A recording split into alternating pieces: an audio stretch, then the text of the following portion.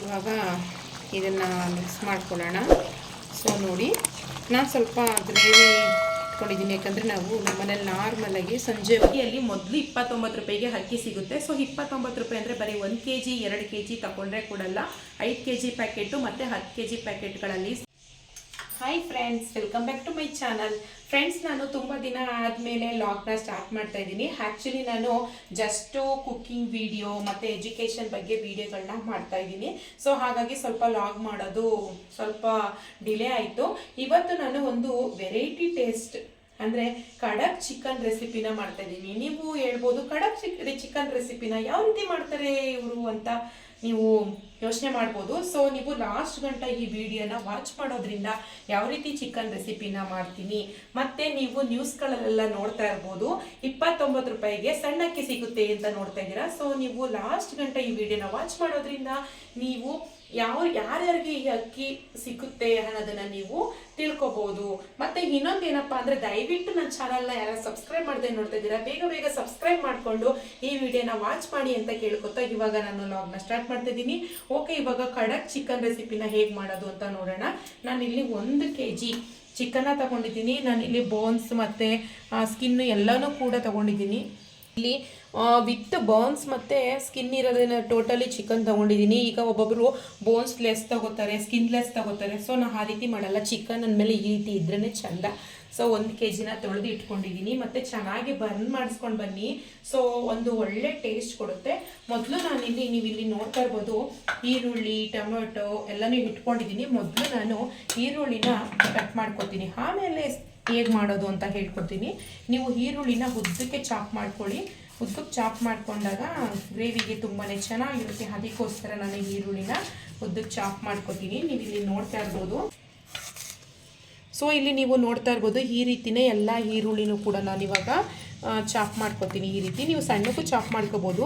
ಈಗ ನಾನು ಮಾಡೋ ಅಂಥ ಚಿಕನ್ಗೆ ಈ ರೀತಿ ಮಾಡಿಕೊಂಡ್ರೆ ಓಕೆ ಚೆನ್ನಾಗಿರುತ್ತೆ. ಸೊ ಈಗ ಈರುಳ್ಳಿ ಎಲ್ಲ ಕಟ್ ಮಾಡಿದೆ. ಈರುಳ್ಳಿ ಅಂತೂ ಸಖತ್ತು ಖಾರ. ಮತ್ತು ಇವಾಗ ಟೊಮೊಟೊನೂ ಕಟ್ ಮಾಡ್ಕೊಳ್ಳೋಣ. ಟೊಮೊಟೊನೂ ಅಷ್ಟೇ ಉದ್ದಕ್ಕೆ ಚಾಪ್ ಮಾಡ್ಕೊಳ್ಳಿ. ಈ ರೀತಿ ಉದ್ದಕ್ಕೆ ಚಾಪ್ ಮಾಡ್ಕೊಳ್ಳಿ. ಸೊ ಇಲ್ಲಿ ನೀವು ನೋಡ್ತಾ ಇರ್ಬೋದು, ಈರುಳ್ಳಿ ಮತ್ತು ಟೊಮೊಟೊನ ಕಟ್ ಮಾಡಿಕೊಂಡೆ. ಮೊದಲು ಒಗ್ಗರಣೆಗೆ ಇಟ್ಬಿಡೋಣ, ಆಮೇಲೆ ನಾನು ಏನನ್ನ ರುಬ್ಬಬೇಕು ಅನ್ನೋದನ್ನು ನಾನು ನಿಮಗೆ ಹೇಳ್ಕೊಡ್ತೀನಿ. ಮೊದಲೇ ನಾನು ಫಸ್ಟು ಸ್ಟವ್ ಹಚ್ಕೊತೀನಿ, ಪ್ಯಾನ್ ಬಿಸಿ ಆಗಲಿ. ಸೊ ಇವಾಗಂತೂ ಈರುಳ್ಳಿ ಎಷ್ಟು ಖಾರ ಅಂದರೆ ತುಂಬಾ ಖಾರ ಇರುತ್ತೆ. ನೀವು ಕಣ್ಣು ಹುರಿ ಬರಬಾರ್ದು ಅಂದರೆ ಒಂದು ಟಿಪ್ಸ್ನ ನಾನು ನಿಮಗೆ ಹೇಳ್ತೀನಿ. ಈರುಳ್ಳಿ ಇರುತ್ತಲ್ಲ, ಅದನ್ನು ನೀರೊಳಗಡೆ ಇಟ್ಬಿಡಿ, ಒಂದು 10 ನಿಮಿಷ ನೆನೆಯುತ್ತಲ್ಲ, ಆಮೇಲೆ ತೆಗೆದು ನೀವು ಬಿಡಿಸಿ ಈರುಳ್ಳಿನ. ಕಣ್ಣುರಿನೂ ಬರಲ್ಲ ಮತ್ತು ಕಣ್ಣೀರು ಕೂಡ ಬರಲ್ಲ. ಇದೊಂದು ಟಿಪ್ಸ್. ಯಾಕಂದರೆ ನಾನು ಚಿಕ್ಕವಳಿದ್ದಾಗ ಅಜ್ಜಿ ಮನೇಲಿ ಹಬ್ಬಗಳಲ್ಲೆಲ್ಲ ಈರುಳ್ಳಿ ಬಿಡಿಸ್ಬೇಕು ಅಂದರೆ ಕಣ್ಣೂರಿ ಬರುತ್ತೆ ಅನ್ನೋ ರೀಸನಿಂದ, ಯಾಕಂದರೆ ಹಬ್ಬಗಳಲ್ಲಿ ತುಂಬ ಅಡುಗೆ ಮಾಡ್ತಾ ಇರ್ತಾರೆ ಜಾಸ್ತಿನ. ಆಗ ಈರುಳ್ಳಿನ ನೀರೊಳಗಡೆ ನೆನೆಸ್ತಿದ್ರು ಒಂದು 5 ನಿಮಿಷ. ಆಮೇಲೆ ಅದನ್ನು ತೆಗೆದು ಈರುಳ್ಳಿನ ಬಿಡಿಸಿದಾಗ ಯಾರಿಗೂ ಕೂಡ ಕಣ್ಣೂರಿ ಬರ್ತಿರ್ಲಿಲ್ಲ. ನೀವು ಕೂಡ ಆ ಟಿಪ್ಸ್ನ ಬಳಸ್ಕೋಬೋದು. ಸೊ ಇವಾಗ ಪ್ಯಾನು ಬಿಸಿಯಾಗಿದೆ. ನಾನು ಇದಕ್ಕೆ ಒಂದು 3.5 ಸ್ಪೂನಷ್ಟು ಎಣ್ಣೆನ ಹಾಕೋತೀನಿ.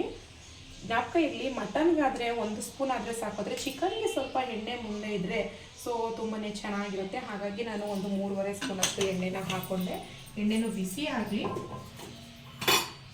ಸೊ ಇವಾಗ ಎಣ್ಣೆ ಬಿಸಿ ಆಯಿತು. ಇದಕ್ಕೆ ಬೇಕು ಅಂದರೆ ನೀವು ಪಲಾವ್ ಸಾಮಾನು ಕೂಡ ಹಾಕ್ಬೋದು. ಆದರೆ ಇವತ್ತು ನಾನು ಮಾಡುವಂತಹ ಈ ಚಿಕನ್ಗೆ ಪಲಾವ್ ಸಾಮಾನು ಬೇಕಿಲ್ಲ, ನೀವು ಬೇಕು ಅಂದರೆ ಹಾಕೋಬೋದು. ಸೊ ಇವಾಗ ನಾನು ಈರುಳ್ಳಿನ ಸಣ್ಣಕ್ಕೆ ಅಂದರೆ ಉದ್ದುದ್ದ ಚಾಪ್ ಮಾಡ್ಕೊಂಡಿದ್ದೀನಲ್ಲ, ಆ ಈರುಳ್ಳಿನ ನಾನು ಇದರೊಳಗಡೆ ಹಾಕ್ತಾಯಿದ್ದೀನಿ. ಎಲ್ಲ ಈರುಳ್ಳಿನೂ ಹಾಕೋಬಿಡಿ. ಸೊ ಒಂದು ಒಳ್ಳೆ ಟೇಸ್ಟ್ ಕೊಡುತ್ತೆ. ನೀವು ಅಂದ್ಕೋಬೋದು ಈರುಳ್ಳಿನ ಇವರು ಮಸಾಲೆಗೆ ರುಬ್ಬೋದಕ್ಕೆ ಹಾಕಲ್ವಾ ಅಂತ, ಹಾಕಲ್ಲ. ಸೊ ಒಂದು ವೆರೈಟಿ ಟೇಸ್ಟ್ ಕೊಡುತ್ತೆ. ನೀವು ಈ ವಿಡಿಯೋನ ಫುಲ್ ವಾಚ್ ಮಾಡಿ, ನಿಮಗೆ ಗೊತ್ತಾಗುತ್ತೆ ಎಷ್ಟು ಚೆನ್ನಾಗಿ ಬರುತ್ತೆ ಅಂತ ಚಿಕನ್ ರೆಸಿಪಿ.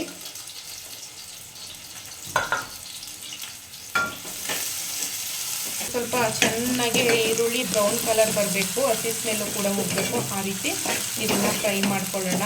ಅದಕ್ಕೋಸ್ಕರ ನಾನು ಒಂದು 3 ಸ್ಪೂನಷ್ಟು ಎಣ್ಣೆ ಹಾಕ್ಕೊಂಡಿದ್ದು, ಇಲ್ಲಾಂದರೆ ಅಷ್ಟೊಂದು ಎಣ್ಣೆ ಬೇಕಾಗಿರಲಿಲ್ಲ.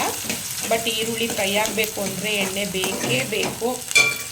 ಸೊ ಇದು ಚೆನ್ನಾಗಿ ಫ್ರೈ ಆಗಲಿ. ಅಷ್ಟರಲ್ಲಿ ಸ್ವಲ್ಪ ಮಸಾಲೆ ರೆಡಿ ಮಾಡ್ಕೊಳ್ಳೋಣ. ಈರುಳ್ಳಿ ಫ್ರೈ ಆಗ್ತಿರಲಿ. ನೀವಿಲ್ಲಿ ನೋಡ್ತಾ ಇರ್ಬೋದು. ಸೊ ಇಲ್ಲಿ ನಿಮ್ಗೆ ಇಲ್ಲಿ ಕಾಣಿಸ್ತಾ ಇರ್ಬೋದು, ನಾನು 1.5 ಇಂಚಷ್ಟು ಚಕ್ಕೆ ತಗೊಂಡಿದ್ದೀನಿ, ಒಂದು 7-8 ಲವಂಗ ತಗೊಂಡಿದ್ದೀನಿ. ಸೊ 2 ಏಲಕ್ಕಿ ಮತ್ತು ಒಂದು 10-12 ಕಾಳಷ್ಟು ಮೆಣಸು, ಇಷ್ಟನ್ನು ನಾನೀಗ ಜಾರೊಳಗಡೆ ಹಾಕೋತೀನಿ. ಈರುಳ್ಳಿ ಬ್ರೌನ್ ಕಲರ್ ಬಾರೋ ಅಷ್ಟರಲ್ಲಿ ನಾನಿವಾಗ ಇದನ್ನು ಒಂದು ರೌಂಡ್ ಮಿಕ್ಸಿಲಿ ಮಿಕ್ಸ್ ಮಾಡ್ಕೊತೀನಿ.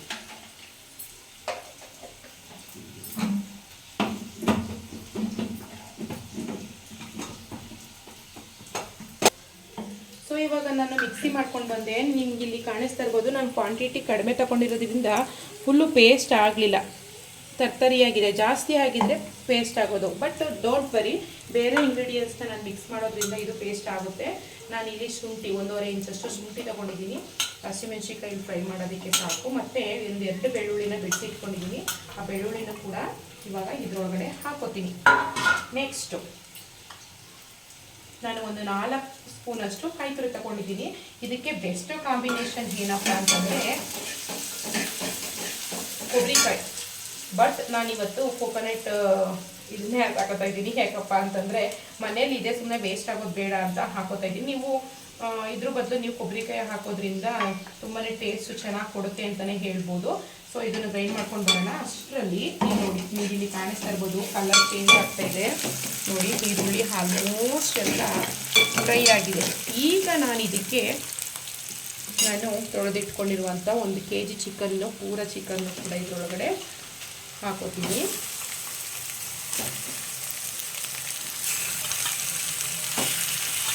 ಸೊ ಪಾತ್ರೆ ಫುಲ್ ಆಗ್ಬಿಡ್ತು. ಸೊ ಇವಾಗ ಇದನ್ನು ಒಂದು ರೌಂಡ್ ಫಸ್ಟ್ ಮಿಕ್ಸ್ ಮಾಡ್ಕೊಳ್ಳೋಣ. ಈರುಳ್ಳಿ ಜೊತೆಗೆ ಇದು ಚೆನ್ನಾಗಿ ಮಿಕ್ಸ್ ಆಗಬೇಕು.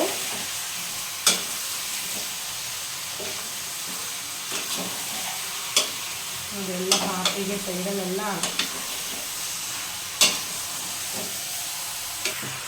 ಸೊ ನೋಡಿ ಚೆನ್ನಾಗಿ ಮಿಕ್ಸ್ ಮಾಡ್ಕೊಂಡಿದ್ದೀನಿ. ಇವಾಗ ಇದಕ್ಕೆ ಸ್ವಲ್ಪ ಉಪ್ಪು ಮತ್ತು ಅರಿಶಿನ ಹಾಕೊಳ್ಳೋಣ.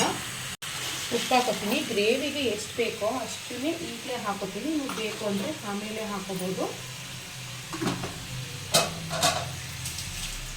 ನೆಕ್ಸ್ಟು ಇದ್ರ ಜೊತೆಗೆ ಸ್ವಲ್ಪ ಅರಿಶಿನ ಪೌಡರ್ ಹಾಕ್ಕೊಂಡು ಇದನ್ನು ಚೆನ್ನಾಗಿ ಫ್ರೈ ಮಾಡ್ಕೊಳ್ಳೋಣ. ಉಪ್ಪು ಮತ್ತು ಅರಿಶಿನ ಜೊತೆ ಚೆನ್ನಾಗಿ ಬೇಯ್ತಾ ಇದೆ. ಇವಾಗ ನಾನು 3 ಹಸಿಮೆಣ್ಸಿಕಾಯಿ, ಉಂಡೆ ಮೆಣಸಿಕಾಯಿನ ಇದ್ರ ಮೇಲೆ ಹಾಕೋತೀನಿ. ನೆಕ್ಸ್ಟ್ ಇದಕ್ಕೆ ನಾನು ಉದ್ದುದ್ದ ಕಟ್ ಮಾಡಿ ಇಟ್ಕೊಂಡಿದ್ನಲ್ಲ ಟೊಮೆಟೊ, ಅದನ್ನು ಕೂಡ ಹಾಕೋತೀನಿ. ಇದಕ್ಕೆಲ್ಲ ಮೇಲೆ ಹಾಕೊಳ್ಳೋಣ. ಇದನ್ನು ಮಿಕ್ಸ್ ಮಾಡೋ ಅವಶ್ಯಕತೆ ಇಲ್ಲ. ಸೊ ಇದಕ್ಕೆ ಮಾಡಿಕೊಂಡು ಒಂದು ಲಿಡ್ ಕ್ಲೋಸ್ ಮಾಡ್ತೀನಿ. ಜಸ್ಟ್ ಒಂದು 2 ಮಿನಿಟ್ಸು ಐ ಫ್ಲೇಮಲ್ಲಿ ಇರಲಿ ಸ್ಟವ್. ಒಂದು ಲಿಡ್ ಕ್ಲೋಸ್ ಮಾಡಿ ಇದು ಬೇಯ್ತಾ ಇರಲಿ. ಇದನ್ನು ಹೀಗೆ ಇಟ್ಬಿಡೋಣ. ಅಷ್ಟರಲ್ಲಿ ನಾನು ಇದನ್ನ ಕಾಯಿ ಮತ್ತು ಶುಂಠಿ ಬೆಳ್ಳುಳ್ಳಿ ಅದನ್ನು ಗ್ರೈಂಡ್ ಮಾಡ್ಕೊಳ್ತೀನಿ. ಅದು ಚೆನ್ನಾಗಿ ಫ್ರೈ ಆಗಲಿ ಅಂತ ಹಂಗೆ ಬಿಟ್ಟಿದ್ದೀನಿ. ನಾನಿಲ್ಲಿ ಕಾಯಿ, ಶುಂಠಿ, ಬೆಳ್ಳುಳ್ಳಿ ಎಲ್ಲನೂ ಗ್ರೈಂಡ್ ಮಾಡ್ಕೊಂಡು ಬಂದಿದ್ದೀನಿ, ನೀವು ಇಲ್ಲಿ ನೋಡ್ತಾ ಇರ್ಬೋದು.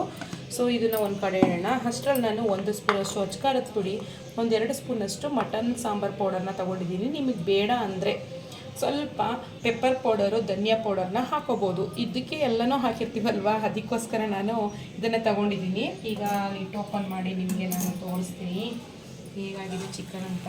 ಟೊಮೆಟೊ ಎಲ್ಲ ನೋಡಿ ನೀವು ಇಲ್ಲಿ ಅಬ್ಸರ್ವ್ ಮಾಡ್ತಾ ಇರ್ಬೋದು. ಮೆಣಸಿಕಾಯಿ ಕೂಡ ಚೆನ್ನಾಗಿ ಬೆಂದಿದೆ, ಟೊಮೊಟೊನೂ ಕೂಡ ಚೆನ್ನಾಗಿ ಬಂದಿದೆ.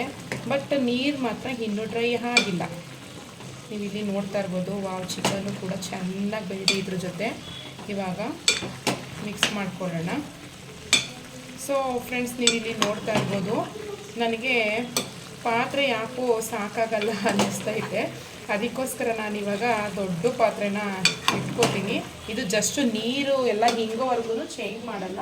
ಈ ಮಸಾಲೆ ಎಲ್ಲ ಹಾಕಬೇಕಾದ್ರೆ ನಾನು ಈ ಪಾತ್ರೆನ ಚೇಂಜ್ ಮಾಡೋಣ ಅಂತ ಅಂದ್ಕೊಂಡಿದ್ದೀನಿ. ಫಸ್ಟ್ ಇದು ಡ್ರೈ ಆಗಲಿ ನೀರೆಲ್ಲ. ಇನ್ನೂ ನೀರು ಡ್ರೈ ಆಗಲಿಲ್ಲ, ಅದು ಡ್ರೈ ಆಗ್ತಾ ಇದ್ರೆ ಸ್ವಲ್ಪ ಅರ್ಧಂಬರ್ಧ ಲಿಡ್ ಕ್ಲೋಸ್ ಮಾಡಿರ್ತೀನಿ. ಇಲ್ಲಿ ಇನ್ನೊಂದು ಪಾತ್ರೆ ತೊಗೊಂಡಿದ್ದೀನಿ, ಯಾಕಂದರೆ ಪಾತ್ರೆ ಸಾಕಾಗಲ್ಲ. ಇನ್ನೊಂದು ಪಾತ್ರೆ ತಗೊಂಡು ಸ್ಟವ್ ಹಚ್ಕೋತೀನಿ. ಇದರಲ್ಲಿರುವಂತಹ ನೀರೆಲ್ಲ ಹೋಗಲಿ. ಇದಕ್ಕೇನು ಒಗ್ಗರಣೆ ಏನು ಮಾಡಲ್ಲ, ಜಸ್ಟ್ ಈ ಮಸಾಲೆನ ಹಾಕೋಣ. ಇವಾಗ ನಾನು ಈ ಪಾತ್ರೆಗೆ ನಾನು ಇದನ್ನು ರುಬ್ಕೊಂಡಿದ್ದಲ್ಲ, ಚಕ್ಕೆ, ಲವಂಗ, ಮೆಣಸು, ಶುಂಠಿ, ಬೆಳ್ಳುಳ್ಳಿ, ಕಾಯಿ ಅಷ್ಟೇ. ಇದಕ್ಕೆ ಹುರ್ಗಡ್ಲೆ, ಗಸಗಸೆ ಏನು ಕೂಡ ಮಿಕ್ಸ್ ಮಾಡಿಲ್ಲ. ಅದನ್ನು ನಾನು ಈ ಬಾಣಲಿ ಒಳಗಡೆ ಹಾಕೋತೀನಿ. ಸೊ ಇವಾಗ ಏನು ಮಾಡ್ತೀವಿ ಅಂದರೆ ಇದರಲ್ಲಿ ಇರುವಂಥ ಆಫೀಸ್ನಲ್ಲಿ ಹೋಗೋವರೆಗೂ ಸ್ವಲ್ಪ ಕುದಿಸ್ಕೊಳ್ಳೋಣ. ಆಮೇಲೆ ಈ ಚಿಕನ್ನ ತೆಗೆದು ಇದ್ರೊಳಗಡೆ ಹಾಕೋಣ. ತುಂಬ ಚೆನ್ನಾಗಿರುತ್ತೆ. ನಾನು ಮಸಾಲೆ ಹಾಕಿದ್ದೆ ಅಲ್ವಾ, ಸ್ವಲ್ಪ ಸ್ವಲ್ಪ ಬಬಲ್ಸ್ ಬರ್ತೈತೆ, ನೀವು ಇಲ್ಲಿ ನೋಡ್ತಾ ಇರ್ಬೋದು. ಇದಕ್ಕೆ ನಾನು ಅಚ್ಕಾರದ ಪುಡಿ ಮತ್ತು ಮಟನ್ ಸಾಂಬಾರ್ ಪೌಡರ್ ಇದಿಷ್ಟನ್ನು ಕೂಡ ಮಿಕ್ಸ್ ಮಾಡ್ಕೋತೀವಿ. ಫಸ್ಟು ಒಂದು ಸ್ಪೂನ್ ತಗೊಂಡು ಮಿಕ್ಸ್ ಮಾಡ್ಕೊಳ್ಳೋಣ. ನೀವು ಇಲ್ಲಿ ನೋಡ್ತಾ ಇರ್ಬೋದು. ಇವಾಗ ನಾನು ಈ ಜಾರಲ್ಲಿ ರುಬ್ಕೊಂಡಿದ್ದಲ್ಲ ಆ ನೀರನ್ನೇ ಇದಕ್ಕೆ ಮಿಕ್ಸ್ ಮಾಡ್ಕೊತೀನಿ. ಫಸ್ಟು ಇಲ್ಲಿ ನೋಡ್ತಾ ಇರ್ಬೋದು. ನಾವೀಗ ಮಸಾಲೆ ಬೇಯಿಸ್ಕೊಂಡಂಗೆ ಅನಿಸ್ತು. ಆಲ್ಮೋಸ್ಟ್ ಚಿಕನ್ ಅದರಲ್ಲಿ ಚೆನ್ನಾಗಿ ಬೆಂದ್ಬಿಟ್ಟಿರುತ್ತೆ. ಇದರೊಳಗಡೆ ಹಾಕಿ ಮಿಕ್ಸ್ ಮಾಡಿದ್ರೆ ಸಾಕು, ಕಡಕ್ ಚಿಕನ್ ಮಸಾಲ ರೆಡಿ ಆಗುತ್ತೆ. ಸೊ ಇದಕ್ಕೆ ಎಷ್ಟು ಬೇಕೋ ಅಷ್ಟು ನೀರನ್ನ ಹಾಕೊಳ್ಳೋಣ. ಸೊ ಇವಾಗ ಇದು ಬಬಲ್ಸ್ ಬರೋವರೆಗೂ ಕಾಯೋದಕ್ಕೆ ಬಿಡೋಣ. ಆಮೇಲೆ ಚಿಕನ್ ತೆಗೆದು ಇದರೊಳಗಡೆ ಹಾಕೊಳ್ಳೋಣ. ಬಬಲ್ಸ್ ಬರಲಿ, ಅಲ್ಲಿವರೆಗೂ ವೆಯ್ಟ್ ಮಾಡೋಣ. ಏನಪ್ಪ ರುಬ್ಬಾಡ್ ಹುಡ್ಗಿರೋ ಚಿಚ್ಚಿ ಮೆಣಸಿನ ಪುಡಿ ಹಾಕ್ತಿಲ್ಲ, ಹಾಕೊಡ್ಲಾ? ಇರಿ ಎಗ್ರು ಬೇಡ. ಇಲ್ಲಿ ನೋಡು ಎಷ್ಟು ಪೀಸ್ ಹಾಕೊಡ್ಲಿ, ನಿಮಗೂ ಬೇಕೆಂದ್ರೆ. ಎಗ್ರು ಬೇಡ. ಇದು ಇದಾ ಅದಲ್ಲ, ಅದು ಪಕ್ಕ ಆಯ್ತಲ್ಲ. ಇದಾ ಅಪ್ಪಂಗೆ ನೀನು ತಿನ್ಬಿಟ್ರೆ ಸಾಕಾ? ಅಪ್ಪ ತಿನ್ನಕ್ಕಿಲ್ವಾ? ನಿಮ್ಗೆ ಎಷ್ಟು ಬೇಕು ರೀ? 4 ಪೀಸ್ ಹಾಕಿರ್ತೀನಿ. ಸೊ ಇವಾಗ ಇದು ರೆಡಿಯಾಗಿದೆ, ತಗೊಂಡೋಗು ತಿನ್ನು. ಈಗ ನೀನು ಎಲ್ಲ ನೀರೆಲ್ಲ ಡ್ರೈ ಆಗಿದೆ ನೋಡಿ, ಎಣ್ಣೆ ಬಿಟ್ಕೋತಾ ಇದೆ. ಇವಾಗ ಇದನ್ನು ದೊಡ್ಡ ಉರಿ ಇರೋ ಒಲೆಗೆ ಶಿಫ್ಟ್ ಮಾಡಿಕೊಂಡೆ. ಇದು ಕೂಡ ಚೆನ್ನಾಗಿ ಕುದೀತಾ ಇದೆ. ಇವಾಗ ಇದರೊಳಗಡೆಗೆ ನಾನು ಹುರ್ಕೊಂಡಿರುವಂಥ ಚಿಕನ್ನ ಹಾಕೋತೀನಿ.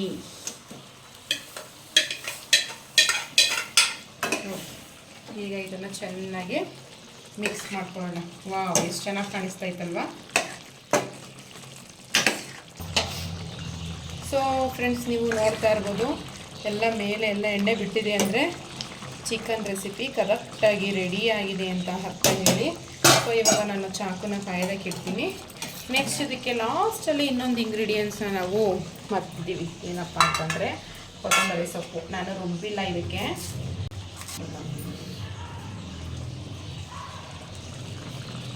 ನೋಡಿ ಚಿಕನ್ ಅಂತ ಎಷ್ಟು ಸಿಂಪಲ್ ಅಲ್ವಾ?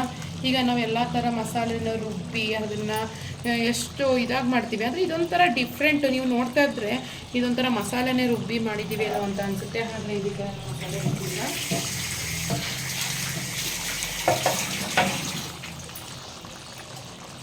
ಇವಾಗ ಇದನ್ನು ಮಿಕ್ಸ್ ಮಾಡ್ಕೊಳ್ಳೋಣ. ಸೊ ನೋಡಿ, ನಾನು ಸ್ವಲ್ಪ ಗ್ರೇವಿ ಇಟ್ಕೊಂಡಿದ್ದೀನಿ. ಯಾಕಂದರೆ ನಾವು ನಮ್ಮನೇಲಿ ನಾರ್ಮಲಾಗಿ ಸಂಜೆ ಹೊತ್ತು ಮುದ್ದೆ ಮಾಡ್ಕೋತೀವಲ್ವ, ಹಾಗಾಗಿ ಗ್ರೇವಿ ಬೇಕೇ ಬೇಕು ನಮಗೆ. ಅದಕ್ಕೆ ಸ್ವಲ್ಪ ಗ್ರೇವಿನ ಜಾಸ್ತಿ ಮಾಡ್ಕೊಂಡಿದ್ದೀನಿ. ನಿಮಗೆ ಚಪಾತಿ ರೊಟ್ಟಿಗೆಲ್ಲ ಆದರೆ ಸ್ವಲ್ಪ ಗ್ರೇವಿ ಕಡಿಮೆ ಮಾಡ್ಕೊಳ್ಳಿ. ಅಷ್ಟಕ್ಕೂ ಇಷ್ಟು ಗ್ರೇವಿ ಇದ್ದರೆ ಸೊ ತುಂಬಾ ಚೆನ್ನಾಗಿರುತ್ತೆ. ಸೊ ನನ್ನ ಸಂಜೆ ನಾವು ತುಂಬಾ ಚೆನ್ನಾಗಿತ್ತು ಅಂತ ಹೇಳ್ಕೊಳ್ಳೋದಕ್ಕೆ ಇಷ್ಟಪಡ್ತೀನಿ. ಯಾಕಂದರೆ ತುಂಬ ಡಿಫ್ರೆಂಟಾಗಿರೋ ರೆಸಿಪಿನ ಮಾಡಿದ್ದೀನಿ, ಹಾಗಾಗಿ ತುಂಬ ಖುಷಿಯಾಗುತ್ತೆ. ಗ್ರೇವಿ ನೋಡಿ ಎಷ್ಟು ಥಿಕ್ನೆಸ್ಸಾಗಿ ಬಂದಿದೆ, ಸಖತ್ತಾಗಿರುತ್ತಲ್ವ? ತಿನ್ನೋದಕ್ಕಂತೂ ಗಮ್ಮ ಫ್ಲೇವರ್ ಅಂತೂ ಸಖತ್ತಾಗಿ ಬರ್ತಾಯಿದೆ.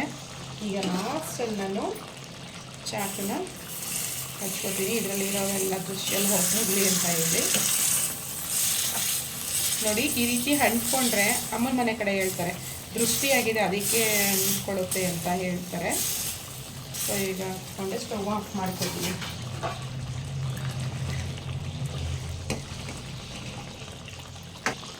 ಸೊ ಫ್ರೆಂಡ್ಸ್, ಇವಾಗ ಚಿಕನ್ ರೆಸಿಪಿ ತುಂಬಾ ಚೆನ್ನಾಗಾಯಿತು. ಊಟ ಮಾಡೋದು ಅಷ್ಟೇ ಬಾಕಿ. ಸ್ಟವ್ ಆಫ್ ಮಾಡ್ಕೊಂಡು ಇವಾಗ ಊಟ ಮಾಡೋಕ್ಕೆ ಹೋಗಬೇಕು. ಫ್ರೆಂಡ್ಸ್, ಇವಾಗ ಅಡುಗೆ ಎಲ್ಲ ಮುಗಿದು ಊಟ ಎಲ್ಲ ಆಯಿತು. ನೀವು ನೋಡಿದ್ರಲ್ಲ ನಾನು ಯಾವ ರೀತಿ ಮಾಡಿದೆ ಚಿಕನ್ ರೆಸಿಪಿನ ಅಂತ ಹೇಳಿ. ಸೊ ತುಂಬಾ ಚೆನ್ನಾಗಿತ್ತು. ಯಾವಾಗಲೂ ನಾವು ಒಂದೇ ರೀತಿ ಚಿಕನ್ನ ಮಾಡೋದಕ್ಕಿಂತ ಈ ರೀತಿ ಒಂದೊಂದು ಸಾರಿ ಡಿಫ್ರೆಂಟಾಗಿ ಮಾಡೋದ್ರಿಂದ ನಾವು ಕೂಡ ಡಿಫ್ರೆಂಟ್ ಶೈಲಿಯಲ್ಲಿ ಮಾಡಿದ್ರೆ ಡಿಫ್ರೆಂಟ್ ಟೇಸ್ಟ್ನ ನಾವು ಮಾಡ್ಬೋದು. ಹಾಗಾಗಿ ನಾನಿವತ್ತು ಒಂದು ಡಿಫ್ರೆಂಟ್ ಶೈಲಿಯಲ್ಲಿ ಚಿಕನ್ನ ಮಾಡಿ ನಿಮಗೆ ತೋರಿಸಿದೆ. ಸೊ ಇವಾಗ ನಾನು ಒಂದು ಮುಖ್ಯವಾದ ವಿಷಯವನ್ನು ಹೇಳೋದಕ್ಕೆ ಬಂದಿದ್ದೀನಿ. ಏನಪ್ಪ ಅಂತಂದರೆ, ನೀವು ನ್ಯೂಸ್ಗಳಲ್ಲೆಲ್ಲ ನೋಡ್ತಾ ಇರ್ಬೋದು 29 ರೂಪಾಯಿಗೆ ಅಕ್ಕಿ ಸಿಗುತ್ತೆ. ಸೊ ನೀವು ಯೋಚನೆ ಮಾಡ್ತಾ ಇರ್ಬೋದು 29 ರೂಪಾಯಿಗೆ ಯಾವ ರೀತಿ ಅಕ್ಕಿ ಕೊಡ್ತಾರೆ ಅಂತ ನೀವು ಯೋಚನೆ ಮಾಡ್ತಾ ಇರ್ಬೋದು. ಸೊ ಒಂದು ಉತ್ತಮ ಗುಣಮಟ್ಟದ ಅಕ್ಕಿಯನ್ನೇ ಕೊಡ್ತಾ ಇದ್ದಾರೆ. ಅಂದರೆ ನಮ್ಮ ಕೇಂದ್ರ ಸರ್ಕಾರದ ವತಿಯಿಂದ ಭಾರತ್ ಅಕ್ಕಿ ಅಂತ ಅದರ ಹೆಸರು, ಅಂದರೆ ಹೆಸರು ಇಟ್ಟಿರೋದು. ಕೇಂದ್ರ ಸರ್ಕಾರದ ಕಡೆಯಿಂದ ನಮಗೆ ಬರೀ 29 ರೂಪಾಯಿಗೆ ಸಣ್ಣ ಅಕ್ಕಿ ಸಿಗ್ತಾ ಇದೆ. ಸೊ ತುಂಬಾ ಖುಷಿಯಾಗುತ್ತಲ್ವ. ಇತ್ತೀಚೆಗಂತೂ ಅಕ್ಕಿ ರೇಟು ತುಂಬ ಗಗನಕ್ಕೇರಿದೆ ಅಂತಲೇ ಹೇಳ್ಬೋದು. ಓಕೆ, ಕಾಳುಗಳು ಅವೆಲ್ಲ ರೇಟ್ ಜಾಸ್ತಿ ಆದರೆ ಸ್ವಲ್ಪ ಸಾಂಬಾರ್ಗೆ ಹಾಕ್ತೀವಿ, ಅಡುಗೆ ಮಾಡ್ಕೋತೀವಿ. ಆದರೆ ಪ್ರತಿನಿತ್ಯ 3 ಟೈಮೂ ನಾವು ಅಕ್ಕಿ ಹಾಕಿ ಅನ್ನ ಮಾಡ್ಕೊಂಡು ತಿನ್ನಲೇಬೇಕು. ಅಂಥ ಅಕ್ಕಿನೇ ಜಾಸ್ತಿ ರೇಟ್ ಹೋದಾಗ ಎಲ್ಲರೂ ಕೂಡ ಯೋಚನೆ ಆಗುತ್ತೆ. ನಮ್ಮ ಸಂಪಾದನೆಯಲ್ಲಿ ಒಂದು 25% ನಾವು ಅಕ್ಕಿಗೆ ಮೀಸಲಾಗಿಟ್ಟರೆ ಇನ್ನೇನು ನಾವು ಉಳಿತಾಯ ಮಾಡ್ತೀವಿ. ಎಲ್ರಿಗೂ ಕೂಡ ಅದೊಂದು ಯೋಚನೆ ಆಗಿತ್ತು. ಆದರೆ ನಮ್ಮ ಕೇಂದ್ರ ಸರ್ಕಾರ ಈ ನೀತಿಯನ್ನು ಜಾರಿಗೆ ತಂದು ನಮಗೆ ತುಂಬಾ ಖುಷಿಯನ್ನು ಕೊಟ್ಟಿದೆ. ಇದು ಮೊದಲು ಕೇಂದ್ರ ಸರ್ಕಾರದಿಂದ ಜಾರಿಗೆ ಬಂದಿದ್ರೂ ನಿನ್ನೆ ಯಡಿಯೂರಪ್ಪ ಅವರು ಇದನ್ನು ಚಾಲನೆಯನ್ನು ನೀಡಿದ್ದಾರೆ ನಿನ್ನೆ.